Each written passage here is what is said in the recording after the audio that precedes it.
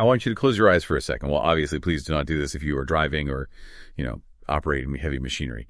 But if you're sitting at home, just close your eyes. Imagine you are sitting in a dark, quiet room. The only sound in the air is the rhythmic, mechanical, clattering click of a vintage 1960s celluloid film projector. As the dust motes dance in the beam of light and the film flickers to life on the wall in front of you, that mechanical clicking slowly transitions. It fades into the distant, echoing noise of a massive, excited crowd. Thousands of people cheering. You hear the low rumble of police motorcycles. You feel the heat of the Texas sun beating down. It is 12:30 in the afternoon in Dealey Plaza, and you are about to witness the moment the 20th century broke in half. Welcome to Haunted Podcast. I'm Gary, and I'm joined by Emily. It is genuinely thrilling to be here for this one. This is a topic that it has consumed historians for decades at this point. Oh, absolutely. And before we take a single step further into the shadows of that plaza, I need to speak directly to you, the listener. If you're watching this on YouTube, I need you to pause for just a fraction of a second. Hit that like button, subscribe to the channel, and ring the notification bell. It is the absolute best way to help the channel grow, and trust me, you do not want to miss the investigations we have coming down the pipeline. Today's deep dive is, without a doubt, one of the most baffling, unsettling mysteries we have ever unpacked. We are really going to need your support to keep bringing these files to light, so please hit subscribe. It really does make a massive difference for the algorithm. And today's subject is definitely one that is going to have people fiercely debating in the comments section down below. For sure. So we are traveling back to November 22nd, 1963. Dallas, Texas. The assassination of President John F. Kennedy. Now, if you're familiar with the usual territory we cover on this channel, you might be scratching your head. You might be wondering why we are looking at one of the most heavily scrutinized, thoroughly investigated political events in human history. But here is the thing. We are not here to debate the ballistics of Lee Harvey Oswald's rifle. No, we are not. We are not here to map out the exact dimensions of the grassy knoll. We are focusing on a phantom, a literal phantom, hiding in plain sight. We're talking about a woman who stood in the absolute epicenter of the crossfire, who calmly filmed the most famous murder of the 20th century, and then simply vanished from the face of the earth. And we're going to approach this with surgical precision. We are going to cover the verified historical facts, the intricate scientific analysis of the surviving photographic evidence, the deeply paranoid world of Cold War espionage, and ultimately, because of the sheer impossibility of the evidence we're going to look at, we are leaving the door wide open for a genuinely paranormal explanation. I love it. Let's start by painting the picture. Because the environment, the weather, the atmosphere of that day, it all matters immensely when we start breaking down why this woman is such a terrifying anomaly. Set the scene for us. Yes, so the environmental details are absolutely critical here. November 22nd was a day of shifting extremes in Dallas. It had rained earlier that morning, a fairly significant, heavy downpour, actually. Right. In fact, because of that morning rain, the Secret Service and the president's team had initially planned to keep the transparent bubble top on the presidential limousine. Which would have completely changed history. Entirely. I mean, the bubble top wasn't bulletproof, but it would have deflected or altered the trajectory of a shot, and it would have obscured the target. But by 10 o'clock in the morning, the weather broke. The sun came out. Exactly. The skies completely cleared, the Texas sun came out, and it became an unseasonably warm day. The temperature rapidly climbed to about 70 degrees Fahrenheit, which is roughly 21 degrees Celsius for our international listeners. It was humid, it was bright, and it was hot enough that the president made the fateful decision to remove the bubble top so the crowds could see him clearly. And the crowds were massive. People were packed shoulder to shoulder along the sidewalks. And right there, amidst the thousands of citizens lining the streets, is our mystery. If you look at the surviving visual records of that day, and there are several, you can spot her. She appears in the famous Abraham Zapruder film, specifically between frames 399 and 411. Yes. She is in the film shot by a woman named Marie Muchmore. She shows up in the Mark Bell film. She is even visible in the background of the famous Mary Moorman Polaroid, which was snapped at the equivalent of Zapruder frame 309. She is everywhere, observing everything. She really is. Let's pinpoint her exact location. She's positioned on the south side of Elm Street. And amidst a sea of people wearing, light short-sleeve shirts and summer dresses because of that 70-degree heat, her attire immediately draws the eye. She is wearing a heavy, voluminous tan trench coat or overcoat. Wait, stop right there. A heavy trench coat in 70-degree Texas humidity? Yeah. That is highly unusual. That is the kind of detail that immediately flags someone to security personnel today. It absolutely is. And it gets stranger. She is wearing dark sunglasses, which, okay, is normal for the glare, but most notably, she's wearing a headscarf tied tightly under her chin. Which is where the famous nickname comes from, the Babushka Lady. Exactly. Babushka is the Russian word for grandmother, and in the West, it became the colloquial term for that specific traditional style of tying a headscarf under the chin. Now, to play devil's advocate, some women in the plaza that day were wearing scarves because they had styled their hair for the president's arrival and wanted to protect it from the morning rain. But remember the meteorological timeline we just talked about? The rain had stopped hours prior. Precisely. The sun was beating down. The scarf was no longer shielding her from active weather. It was, intentionally or not, serving as a highly effective mask. It completely obscures her hair, her jawline, and the sides of her face. Combined with the sunglasses, she is virtually unidentifiable. But the outfit is just the setup. Huh. Here is where the hairs on the back of my neck stand up. It is her behavior. As the motorcade approaches, the first shots ring out. The crack of a high-powered rifle echoes through the concrete canyons of the plaza, and total, absolute, unmitigated chaos erupts. It'll panic. We have witness accounts from people standing right next to her. A man named Charles Brem and his 5-year-old son, Joe, were positioned just a few feet away from this woman. When the bullets start flying, they do what any normal, biologically functioning human being does. They scatter. Brem tackles his child to the dirt to shield him. People are screaming. They are diving over each other. They are freezing in absolute primal terror. What you are describing is a profound mass trauma response occurring in real time. The human brain recognizes a lethal supersonic threat. Yeah? The amygdala hijacks the brain's processing center, and the sympathetic nervous system takes complete control. It is the classic fight, flight, or freeze response. It is involuntary. You do not choose to dive to the ground. Your nervous system forces you to do it to survive. But not her. I keep trying to find a way to describe this, and it is like looking at a boulder in the middle of a rushing river. That is a great way to put it. The water, the panic, the screaming, the fleeing bodies is violently swirling all around her, and she does not move an inch. She maintains this very wide, sturdy, almost tactical stance. Her feet are planted firmly apart. Her arms are raised, holding a device steadily to her face. It is almost universally accepted to be a camera, though a few rogue theories suggest binoculars. Right, but mostly everyone agrees it's a camera. Right, but she is actively tracking the presidential limousine. Shot 1. Shot 2. The fatal headshot. The crowd is disintegrating around her, and she does not flinch. If we look at the biomechanics of her posture, her reaction, or rather her profound lack of a reaction, completely defies psychological expectation. We have to ask, was she in a state of immediate paralyzing shock? Shock is a powerful thing. It can sometimes manifest as a bizarre detachment from reality, where the brain simply refuses to process the horror unfolding in front of the eyes. But wait, if you are in shock, your fine motor skills deteriorate instantly, right? You drop the camera. Your shoulders would slump. Yes, and that is the critical distinction here. Shock usually comes with a loss of muscle tone or a dropping of whatever is in your hands. She maintains perfect posture. She maintains focus. Her elbows are braced. Wow. It implied she knew it was coming. It looks exactly like someone who was braced for the recoil of an event, and her post-event behavior is even weirder. After the limousine speeds off toward the triple underpass on its way to Parkland Hospital, the plaza descends into total madness. Sirens are wailing, police officers are drawing their weapons and running up the grassy knoll. Does she turn to check on the terrified 5-year-old boy on the ground next to her? No. No, she doesn't. Does she join the fleeing crowd to find safety? No. She slowly lowers her camera, she turns around, and she calmly walks east along Elm Street, blending into the confusion. And then she disappears forever.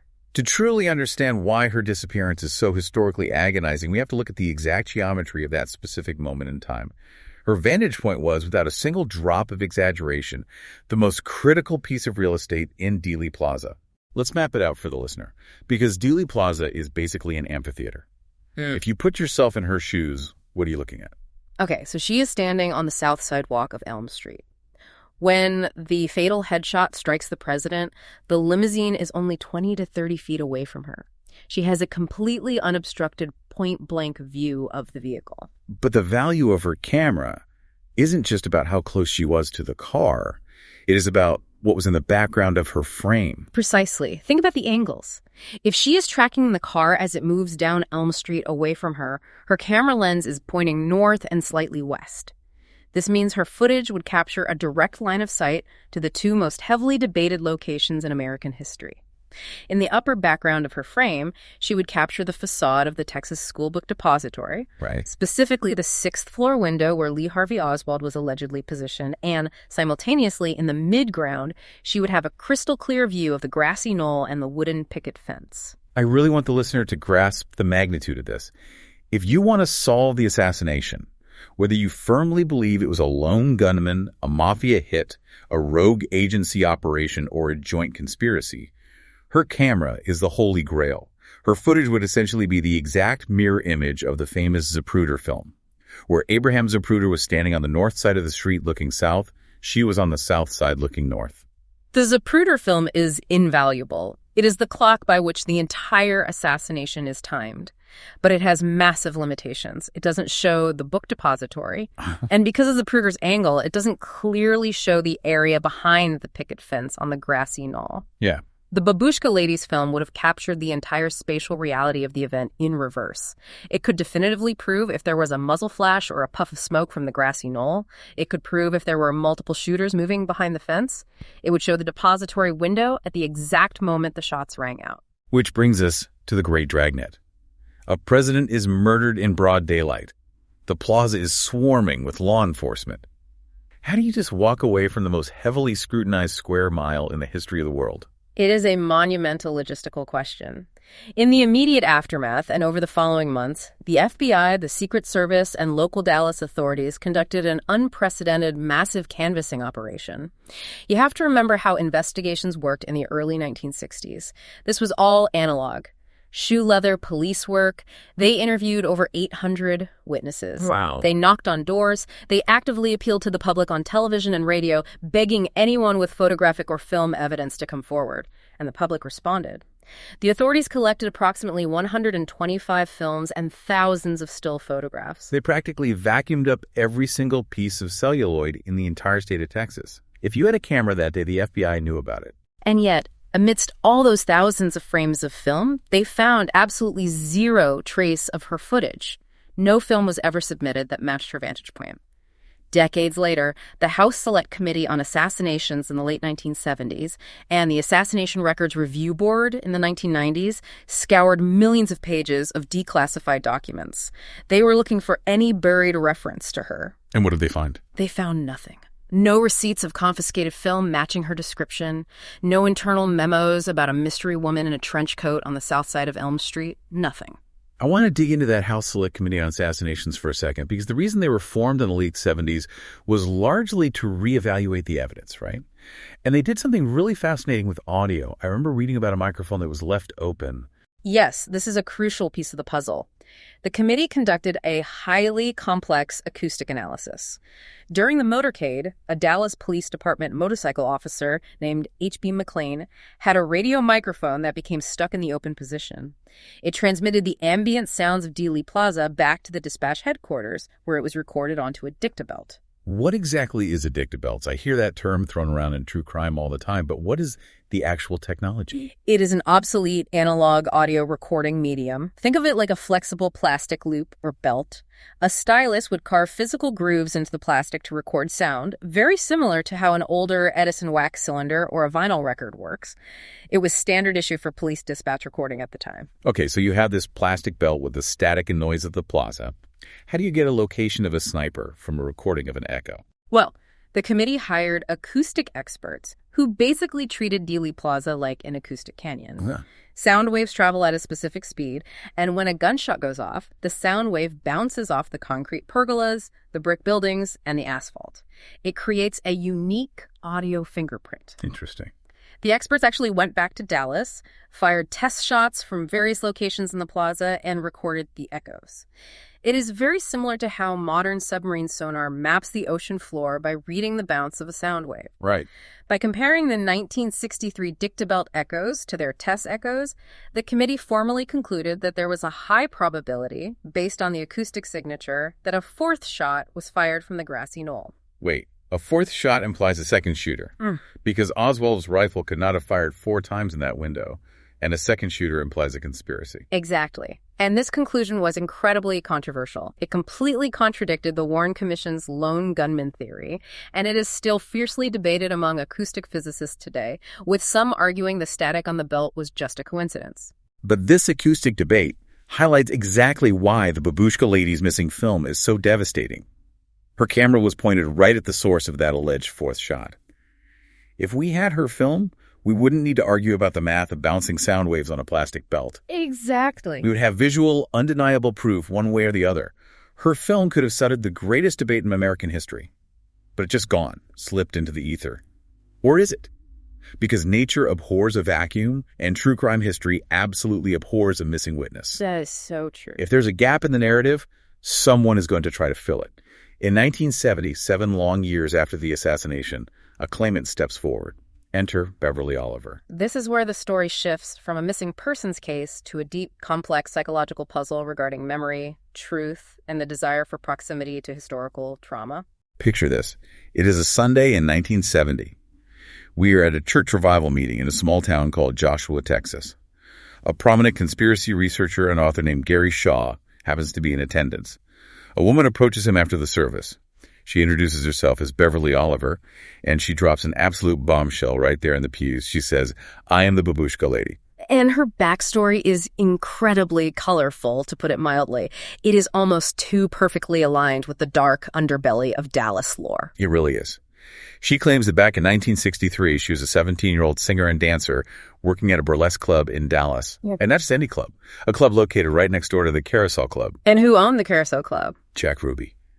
The man with mob ties who would walk into the basement of the Dallas police headquarters 2 days after the assassination and shoot Lee Harvey Oswald on live television. Yeah. Beverly Oliver claimed to know Jack Ruby very well. She even went so far as to claim that prior to the assassination, Ruby had introduced her to Lee Harvey Oswald, and that Ruby had casually mentioned to her that Oswald was an operative for the Central Intelligence Agency. That is an astronomical claim. But let's set aside the mob ties for a second and stick to her claims about the specific day of the assassination. She tells Gary Shaw that she went down to Dealey Plaza on her lunch break to film the motorcade. She says she stood on the south side of Elm Street. She says she filmed the whole bloody thing. Right. And then, a few days later, 2 men in sharp suits knocked on the door of her apartment. They flashed credentials, claimed to be FBI agents, and confiscated her film. They told her it was for the investigation and that they would return it in 10 days. She claims they didn't give her a receipt, she was too intimidated to ever follow up, and she never saw the film again. Now, in fairness to Beverly Oliver, before we dissect her story, we have to look at the evidence that actually supports her claim. Because Gary Shaw, the researcher she confesses to, was a veteran investigator. He was rightfully skeptical. Sure. He didn't just take her word for it over a cup of coffee. He decided to test her. He took her back to Dealey Plaza, allegedly without showing her any of the existing footage where the Babushka Lady is visible. So he conducts a blind test. Exactly.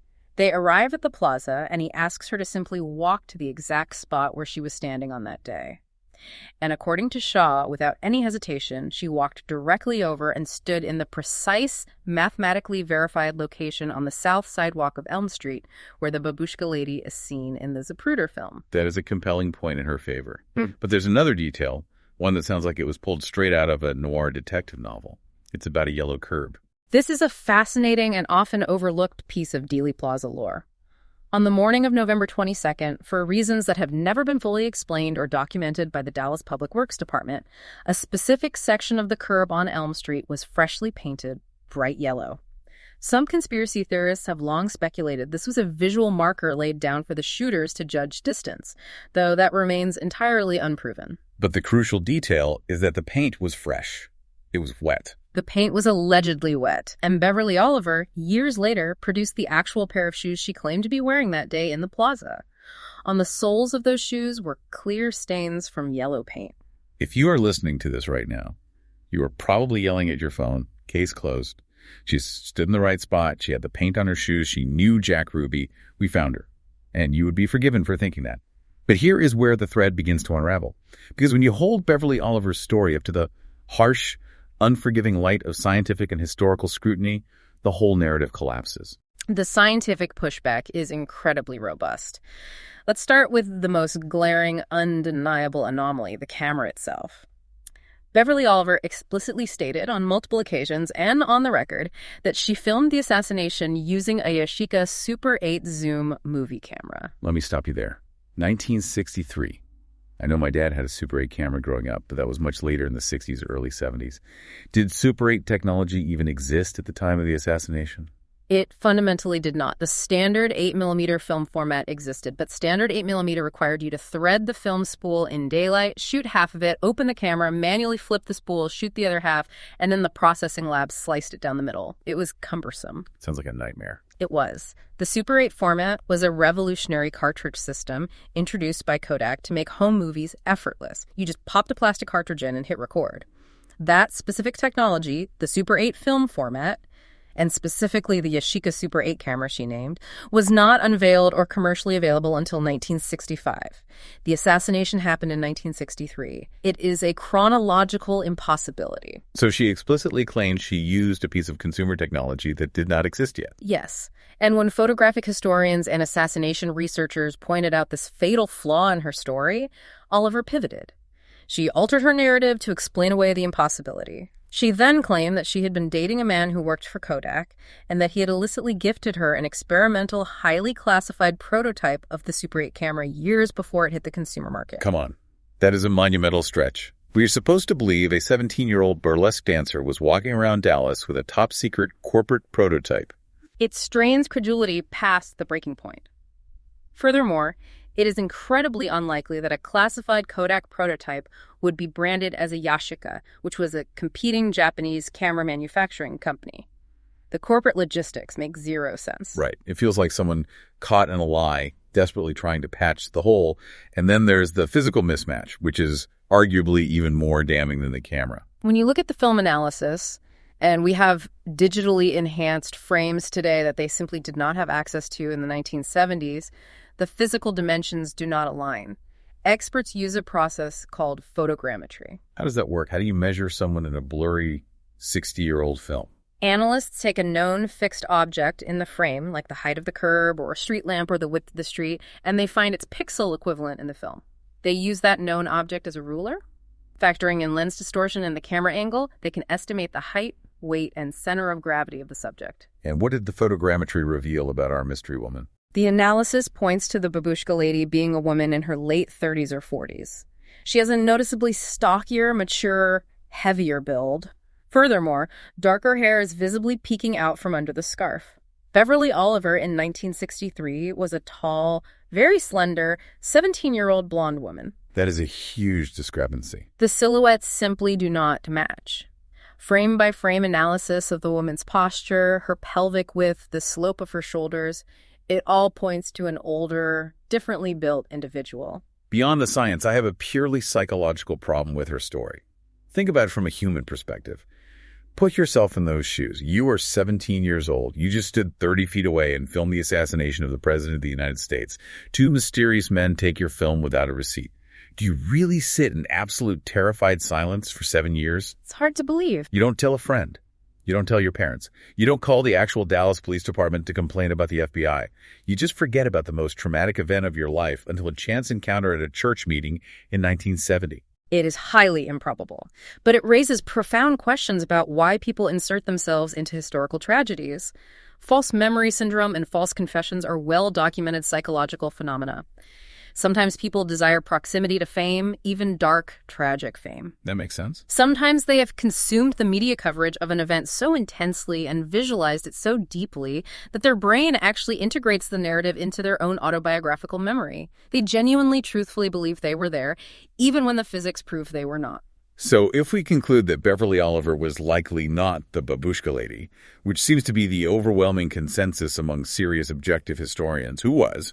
If we rule out a teenager looking for 15 minutes of fame, we have to ask who actually has the training to stand dead still while supersonic bullets fly past their head.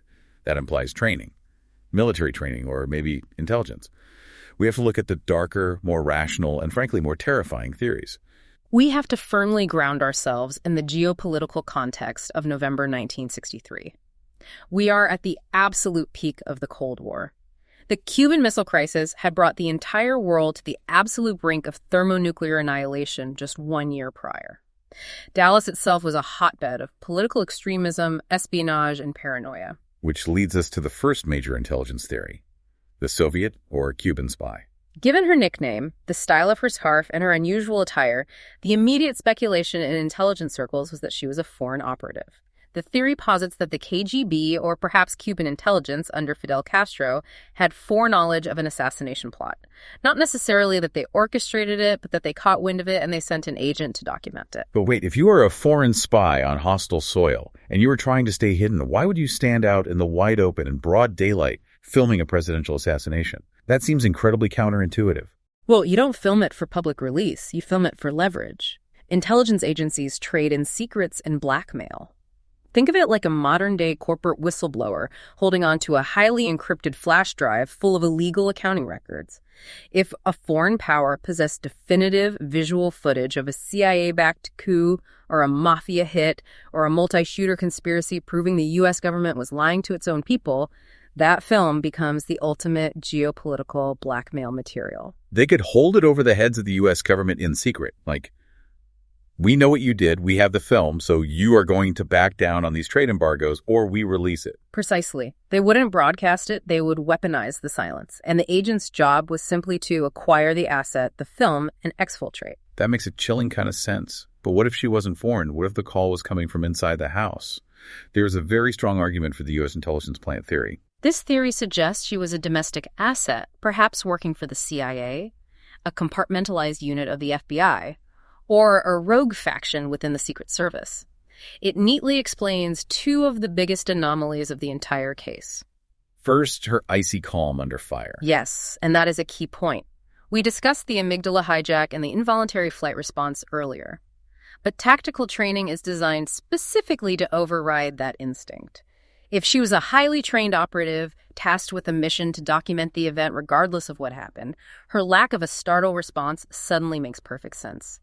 She was doing her job. She was braced, she was focused, and she executed her mission while civilians panicked. And second, it explains why the massive FBI dragnet failed to find her and why the film seemingly vanished into thin air. Exactly, because the dragnet was designed to find civilians. If she was a government asset, the film didn't vanish. It was securely transported into a classified vault in Langley or Washington. It would explain why there are no records of her in the civilian police files, because her own agency would have actively scrubbed her presence to protect their sources and methods. But there is an even darker variation of this intelligence angle, the assassin in disguise theory. What if we are misinterpreting the device in her hands entirely? What if that wasn't just a camera? We are definitely moving into the realm of fringe theories here, but given the bizarre realities of 1960s espionage, they are persistent. There is speculation about a camera gun. This involves a custom-built, suppressed weapon hidden inside the housing of a large camera body. Is that even technologically feasible for 1963? Oh, absolutely. The KGB and the CIA were developing incredibly sophisticated assassination tools during this era. The KGB famously used a poison dart-firing umbrella to assassinate a dissident in London. A single-shot weapon hidden in a camera housing is entirely within the realm of 1960s spycraft. The theory suggests she fired a shot at the president, and the camera body served to muffle the sound and hide the muzzle flash. And if we bring up that wide stance again, you mentioned earlier that her posture defied psychological expectation. Some tactical analysts have looked at her stance in the Much More film and suggested it looks exactly like a trained marksman bracing for the recoil of a firearm. It is a modified Weaver stance. And because of the bulky trench coat masking the body shape, some have even suggested the Babushka Lady was actually a male assassin in disguise. Yeah. Think about it. The headscarf and sunglasses perfectly obscure facial hair and jawlines, allowing a male operative to blend in as a harmless, slightly older woman, take the shot, and then casually walk away in the confusion. It reads like a gripping John le Carré spy novel. However, we have to remain objective and note the physical evidence. No ballistic evidence, no forensic analysis of the president's wounds, and no eyewitness testimony places a shooter on the south side of Elm Street. All suspected trajectories, even in the wildest conspiracy theories, point back to the book depository, the Daltex building, or the grassy knoll ahead and to the right of the motorcade. A shot from her location does not align with the medical evidence. That is a fair point. Science has to lead the way. But there is another grounded historical theory, a sociological one that doesn't involve spies or assassins, and frankly, I find it absolutely heartbreaking. The terrified immigrant theory. This is perhaps the most psychologically compelling and deeply human explanation for her behavior, her silence, and her subsequent disappearance. Let's assume the nickname is entirely accurate, not just a description of her scarf. She is a literal babushka. She's a recent immigrant or a refugee from the Soviet Union or an Eastern Bloc country living in Dallas in 1963. Think deeply about the psychological conditioning of someone who grew up under Stalinism, or a brutal authoritarian regime, or the secret police of East Germany. From birth, they are taught a brutal, uncompromising lesson for survival. If you witness a political assassination, if you see the state using violence against its own, the absolute worst thing you can possibly do is get noticed by the authorities. Because if the secret police know you saw something you weren't supposed to see, you become a liability, you become a loose end. And in those regimes, loose ends disappear in the middle of the night. Exactly. The trauma is generational. So she's standing there in her new country, America, a place she thought was safe. And suddenly, she watches the head of state executed in broad daylight in front of her eyes. When the shooting stops and the Dallas police officers and federal agents draw their guns and start running through the crowd, she doesn't view them as helpers. She views them through the terrified lens of her past trauma. To her, they are the secret police. She doesn't run screaming because drawing attention to yourself gets you killed. She relies on the survival instincts ingrained in her since childhood. She stands perfectly still. She calmly lowers her camera, turns, and walks away slowly so as not to provoke a chase. She walks out of the plaza. She goes straight home to her apartment. She locks the door. She takes the film out of the camera. She burns the celluloid to ashes in her kitchen sink.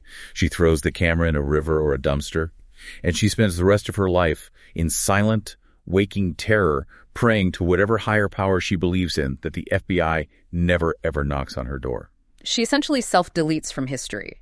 She takes the secret to her grave purely out of a deeply ingrained survival instinct. It perfectly explains her remarkably calm departure from the scene, and it explains why the FBI, despite their massive search, never found her. She wasn't just passively missing, she actively, desperately hid from them. That is a heavy, tragic thought. A woman carrying that burden alone for decades. But we have to look at the shadows. As much as I love a good, grounded historical or sociological theory, we have to remember the boundaries we like to push on this show. What if we are looking at this all wrong? What if all the logical, earthly, historical explanations fall short because we're dealing with something outside the bounds of normal reality? What if we leave open the possibility of a genuine paranormal event? You are talking about the time traveler hypothesis. I am absolutely talking about temporal tourism. Let's embrace the unexplained. Let's look at the evidence, and I use that term loosely, that points to this woman not being from 1963 at all. From a purely analytical standpoint, if we examine the anomalous data points we've discussed, the time traveler theory, as wildly speculative as it is, attempts to neatly resolve the contradictions that plague the historical theories. Let's start with the camera anomaly, the Beverly Oliver paradox. Beverly Oliver claimed to use a 1965 Yashica Super 8 camera in 1963. Historians rightly use this chronological impossibility to debunk her. But what if she, or whoever the true Babushka Lady actually was using a 1965 camera? The logic goes like this. If you are a time traveler originating from, say, the year 2050 or 2100, and you're planning a jump back to 1963, your primary goal is to blend in. You would try to acquire period-accurate gear, but historical records can be messy. Maybe you make a slight miscalculation. You grab a vintage Super 8 camera from an antique shop or a museum in your own time, not realizing it was manufactured 2 years after your specific destination date. You accidentally bring an anachronism with you. It's the equivalent of wearing an Apple Watch to a Civil War reenactment, or bringing a digital camera to the 1990s. You thought you were blending in, but you missed a crucial granular detail. And speaking of blending in, the clothing. The heavy trench coat in 70-degree weather. This is where the physics of theoretical time travel come into play. Perhaps the process of temporal displacement causes a massive, dangerous drop in core body temperature, necessitating heavy thermal layers regardless of the destination's climate. Or, more simply, perhaps her origin point, her present, was in a freezing climate. She dressed for the cold, jumped to Dallas, and found herself sweltering but unable to remove the coat because she had temporal gear, communication devices, or futuristic clothing hidden underneath it. It frames her attire not as a bizarre fashion choice, but as a functional necessity or a logistical mistake in preparation. But the most compelling piece of this wild theory, the thing that makes me actually stop and think, is the psychology of it. Let's go back to her impossible calm under fire, the complete lack of a startle response. I have an analogy for you. Imagine you were at a modern zoo. You were standing in front of the lion enclosure. A massive 600-pound male lion charges the glass, bares his teeth, and roars directly at your face. A terrifying primal display of lethal force, a biological trigger for panic. But you don't dive onto the concrete. You don't scream for your life. You might flinch slightly, but you basically stand your ground and watch. Why? Because you know the thick-tempered glass is there. You have total, absolute situational awareness that you are perfectly safe. The lion cannot hurt you. You possess external knowledge that completely overrides your internal, primal fear response. Yes. If you are a time traveler standing in Dealey Plaza on November 22nd, 1963, you already know exactly how the history books read. You have studied the event, you know the exact trajectories of the bullets, you know exactly where they are going to strike, you know they are not meant for you. You are completely removed from the danger by your knowledge of the future. You don't run because you know you are perfectly safe. You just hold your ground and you press record. And if we look at the nature of the event itself, it makes sense as a destination. The assassination of John F. Kennedy is a profound nexus point in human history. It shifted the trajectory of the Cold War, it escalated the Vietnam War, and it fundamentally altered American culture and trust in government. If time travel were possible, this specific moment in Dallas would be the ultimate premium destination for a temporal tourist or a temporal historian. They would want to witness the exact second the timeline fractured. So she arrives, she documents the nexus point, and while everyone around her is screaming and diving for cover in a panic she knows is irrelevant to her, she just turns, walks out of the frame of the Zapruder film, finds a quiet alleyway, and activates her tether to jump back to her own time. That is exactly why the FBI never found her. She wasn't just hiding in Dallas, she wasn't the 20th century anymore. This raises a deeply important sociological question, bringing it all back to our audience today. Why does the Babushka Lady continue to haunt our collective imagination? Why, more than 60 years later, are we still so intensely captivated by a blurry, faceless figure in a trench coat? I think it's because of the era we live in now. The contrast is jarring. We live in an age of absolute suffocating information overload. If an event happens today in a public square, it is instantly recorded from 10 different high-definition smartphone angles. It is live-streamed, uploaded to the cloud, cross-referenced with GPS data, and analyzed by millions of people in real time. We have grown completely accustomed to having absolute, instantaneous visual documentation of everything that happens in the world. But the JFK assassination is the ultimate black box. It is the most dissected, investigated, argued over event in history, yet it remains fundamentally incomplete. The Babushka Lady represents the ultimate missing piece of data. We are obsessed with the idea that if we just had that one missing piece of film, it would suddenly make sense of a chaotic, terrifying world. She's the physical embodiment of our modern anxiety over what we do not, and perhaps cannot, ever know. She is the gap in the historical record, and human beings are inherently biologically wired to try and fill in the gaps. We cannot stand a vacuum. When we can't fill those gaps with verifiable facts, we fill them with theories. We fill them with Beverly Olivers, with Cold War spies, with assassins, and with time travelers. Which leads me to a final provocative thought for you to mull over. Something for you to explore on your own long after this deep dive ends. Think about the implications of her disappearance. Whether the Babushka Lady was an intelligence operative pulling off a covert mission, a terrified immigrant hiding from the shadows of her past, or even a time traveler jumping through centuries, she achieved the absolute impossible. She successfully walked out of the most heavily scrutinized, heavily policed square mile in human history, surrounded by local cops, federal agents, and hundreds of frantic witnesses, completely unrecognized. She vanished into the ether. So I have to ask, who else is out there? Look at the footage of modern tragedies. Look at the crowds at major historical events today. Who else is standing in the background, perfectly calm amidst the swirling chaos, holding a camera, just waiting to disappear? It makes you wonder how much of our history is being quietly observed by people who have no intention of ever being known. It really does. Okay, that is all the time we have for this deep dive. Thank you so much for joining us in the shadows today. Before you go, please give this video a like. Make sure you are subscribed to the channel, and I really want to hear from you. Drop your own theories about the Babushka Lady in the comments section below. Was she a foreign spy gathering leverage? An immigrant terrified of the state? A time traveler observing a nexus point? Let us know what you think. And until next time, keep questioning the world around you.